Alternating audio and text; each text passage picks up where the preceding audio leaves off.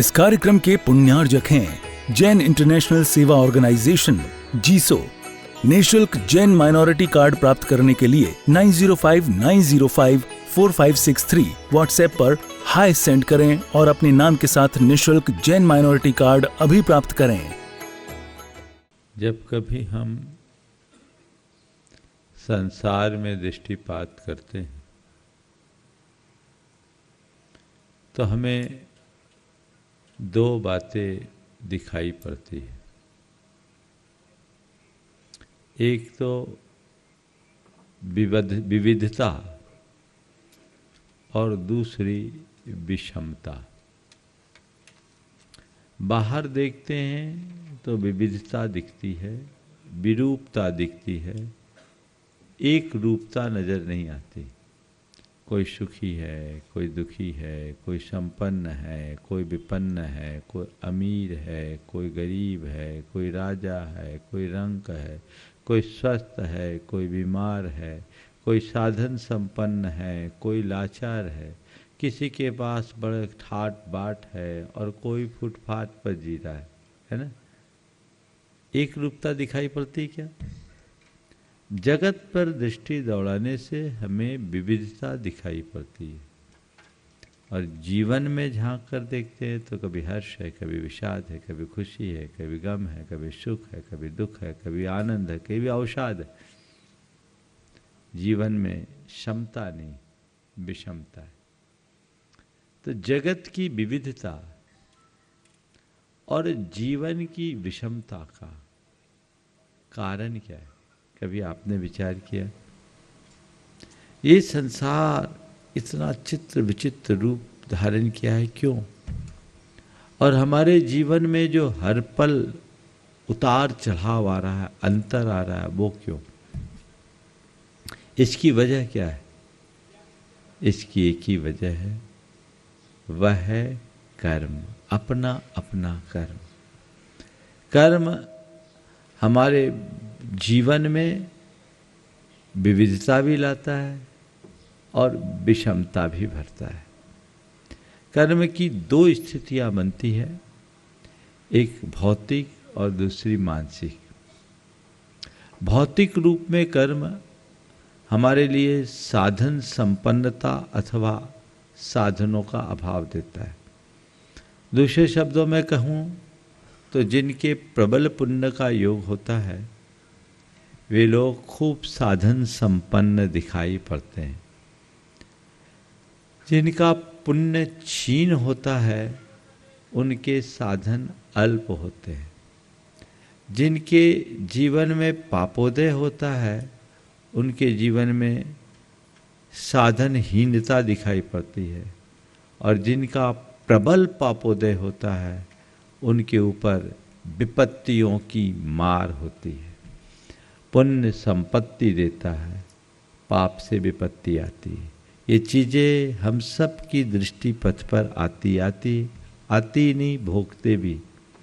ये चक्र चलता रहता है और कब बदल जाए कोई पता नहीं। ये बाहर की चीज़ है। भीतर के साथ स्थिति अलग है।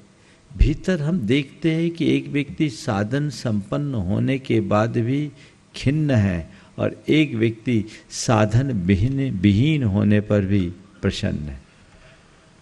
अंतर दिखता है। एक एयर कंडीशन में भी करवटें बदल करके रात बेचैनी से काट रहा है और दूसरा व्यक्ति फुटपाथ पर अखबार बिछा करके भी आनंद से सो रहा है। ये अंतर क्यों? बाहर की जो परिणतियां हैं जो हमारे लिए भौतिक रूप से समर्थ या कमजोर बनाती है वह पुण्य और पाप के प्रभाव से होता है। लेकिन भीतर में जो कुछ है ये परिवर्तन, इसमें पुण्य पाप कम, हमारी मनोदशा का प्रभाव ज़्यादा होता है। मनोदशा की भूमिका ज़्यादा होती है और हमारी मनोदशा जितनी अधिक आसक्ति और अभिमान से ग्रसित होती है, मोह से प्रेरित होती है, हमारा जीवन उतना दुखी होता है। और जितना हम आसक्ति, अभिमान और मोह से मुक्त होते हैं हमारा जीवन उतना ही सुखी होता है। आज हमें दो बातों को केंद्र में रखकर 4 बातें करनी। पहली बात बाहर की व्यवस्था की, और दूसरी बात मन की अवस्था की। क्या बोला? बाहर की व्यवस्था और मन की अवस्था। प्रायः हम लोग अपनी बाहरी व्यवस्था से मन की अवस्था को जोड़ते हैं। व्यवस्थाएं अनुकूल होती है तो मन की अवस्था भी ठीक रहती है, और व्यवस्थाएं थोड़ी प्रतिकूल होती है तो मन की अवस्था बिगड़ जाती है ना। तो ये अव्यवस्था है। अब हम देखें कि ये बाहर की व्यवस्था पर मेरा कितना नियंत्रण है और मन की अवस्था पर मेरा कितना नियंत्रण है। दोनों चीज़ें हैं। प्रायः हम लोगों की धारणा बाहरी व्यवस्था में ही सुख दुख खोजने की है, और पूरा जीवन उसी व्यवस्था को सुधारने में हम बिता देते हैं, जो कि हमारे नियंत्रण से बाहर है। बोलो, बाहर की कौन सी व्यवस्था है जिस पर तुम्हारा अपना पूर्ण नियंत्रण है क्या? किस पर नियंत्रण है? तुम्हारी धन संपत्ति तुम्हारे नियंत्रण में है क्या? नहीं है। तुम्हारा परिवार तुम्हारे नियंत्रण में है? तुम्हारा यश वैभव प्रतिष्ठा तुम्हारे नियंत्रण में है? नहीं है। तुम्हारा स्वास्थ्य तुम्हारे नियंत्रण में है? तुम्हारा शरीर तुम्हारे नियंत्रण में है? तुम्हारा जीवन तुम्हारे नियंत्रण में है? तुम्हारी श्वास तुम्हारे नियंत्रण में है? फिर तुम्हारे हाथ में क्या है? बोलो, है कुछ? किस पर तुम्हारा नियंत्रण है? किसी पर भी नियंत्रण नहीं है। जीवन का एक बहुत बड़ा सच है कि नहीं? हाँ? तो जो हमारे नियंत्रण में नहीं है उसके पीछे भागना और उसे नियंत्रित करने की चेष्टा करना कहाँ की समझदारी है? बोलो, समझदारी है या पागलपन? हाँ, थोड़ा जोर से। आप लोग तो समझदार हो, पागल तो नहीं हो ना। और कोई पागल बोल दे तो बुरा भी लगेगा कि नहीं लगेगा? और मैं तो ये मानता हूं यहाँ जितने बैठे सब के सब पूरे समझदार है ना। लेकिन आज के मनुष्य की बड़ी विचित्रता है, वो बातें तो समझदारी की करता है और व्यवहार पागलों की। उसके बातों में समझदारी दिखती है और व्यवहार में पागलपन, और यही विसंगति जीवन को उलझाती है, दुखी बनाती है। यहां हमें बदलाव की अपेक्षा है, यहां हमें नियंत्रण की जरूरत है। देखिए, हम सोचते हैं सब मेरे अनुकूल हो, चीजें मेरे इच्छा के अनुकूल होवे। आज तक किसी के साथ ऐसा नहीं हो सका, न होगा। चीजें मेरे अनुकूल क्या किसी के अनुकूल नहीं हो पाई। भगवान के जीवन में भी सब कुछ अनुकूल ही रहा हो, ऐसी कभी व्यवस्था नहीं बनी। महापुरुष भी इससे महापुरुष भी सब कुछ अपने अनुकूल घटित नहीं किए। उनके जीवन में भी इस तरह की अनेक घटनाएं घटी। थोड़ा देखो, भगवान ऋषभदेव को तीर्थंकर होने के बाद भी 6 महीना अलाभ रहा, अंतराय आया, आहार नहीं हुआ। पार्श्वनाथ भगवान तीर्थंकर थे, उनके ऊपर भयानक उपसर्ग हुआ। 7 दिन तक कितना उपसर्ग तीर्थंकर की अवस्था में, है ना। जबकि उनके पिछले रिकॉर्ड को देखो तो 10 भाव में उनने कोई गलती नहीं की। कोई गलती की क्या? पर इसके बाद भी उनके जीवन में 10 भावों तक ऐसी स्थिति बनी रही। महापुरुषों के जीवन चरित्र को पलटो। हम संसार पर जब दृष्टि दौड़ाएंगे तो हमें पुण्य पाप का खेल ही दिखेगा। पुण्य का उदय आता है तो बौछार आती है, और पाप का प्रकोप आता है तो बंटाधार होता है। एक तरफ छप्पर फाड़ के आया और एक तरफ एकदम बंटाधार हो गया। कब किसको छप्पर फाड़ के मिल जाए पता नहीं, और कब किसका बंटाधार हो जाए पता नहीं। है ना। आजकल तो ऐसा है, सोशल मीडिया का युग है ना, एक ही दिन में लोग स्टार बन जाते हैं। अभी हमने सुना है कोई एक लड़की को स्टार बना दिया सोशल मीडिया ने, है ना। हाँ, क्या नाम था? हाँ, अब बताओ, देखते ही देखते, है तो सामान्य साधारण, लेकिन साधारण को भी कहाँ पहुंचा दिया, स्टार बन गए। ये क्या है? ये किसका खेल है?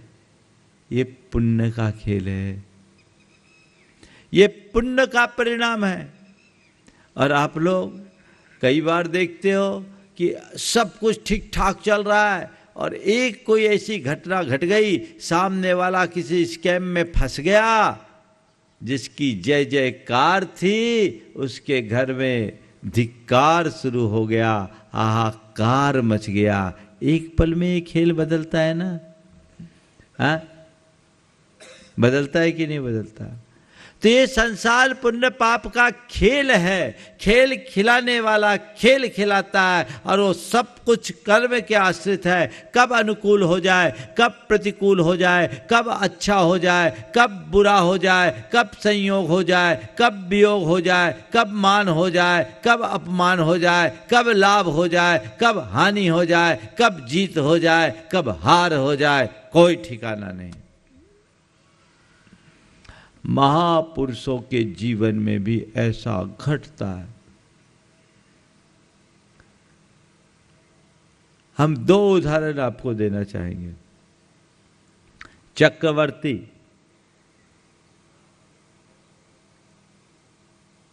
क्या नाम, अनंगसरा के पिता, अर्कीर्ति नाम था। हाँ, अनंगसरा के पिताजी चक्रवर्ती थे, चलो नाम मैं भूल रहा हूं। चक्रवर्ती की पुत्री, उसका अपहरण हो जाता है। क्या हो गया? एक चक्रवर्ती की पुत्री का अपहरण। चक्रवर्ती कौन होता है समझते आप? जिसका 6 खंड में एक छत्राधिपत्य साम्राज्य, उस चक्रवर्ती की पुत्री का अपहरण हो जाता है। चक्रवर्ती का सारा तंत्र फेल हो जाता है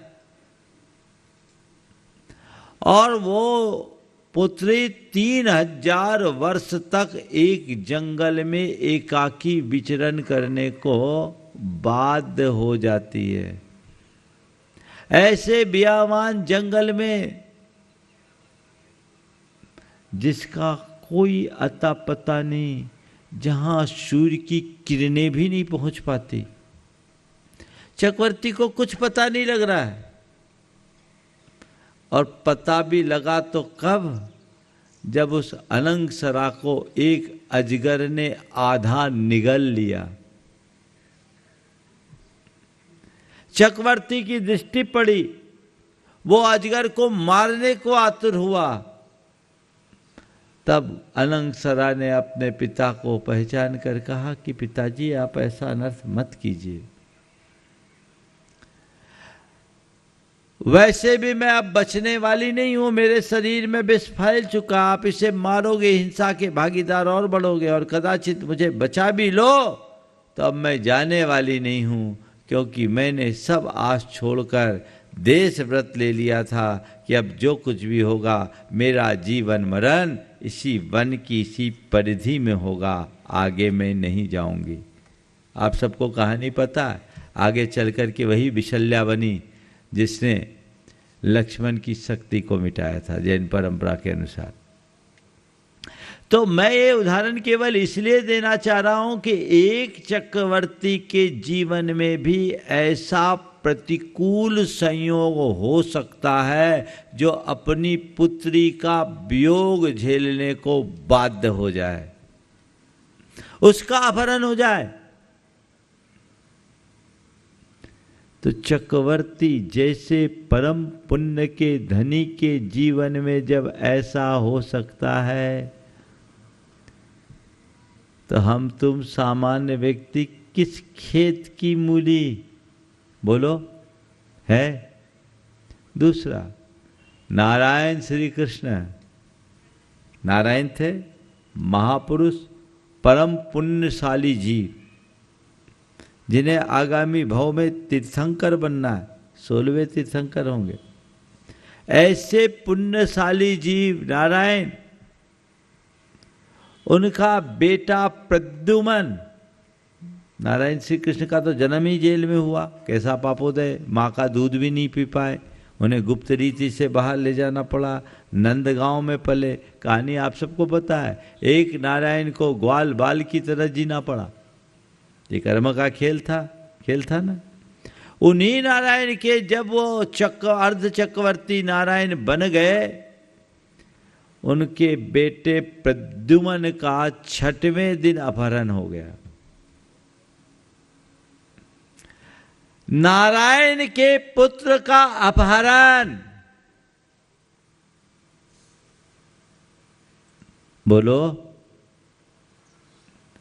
इतने पुण्यशाली के जीवन में भी ऐसा संयोग क्यों?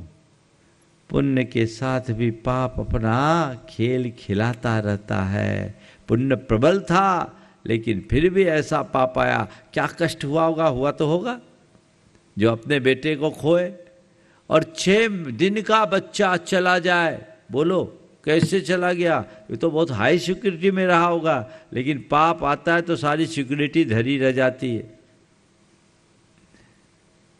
और देखो प्रद्युमन को ले गया,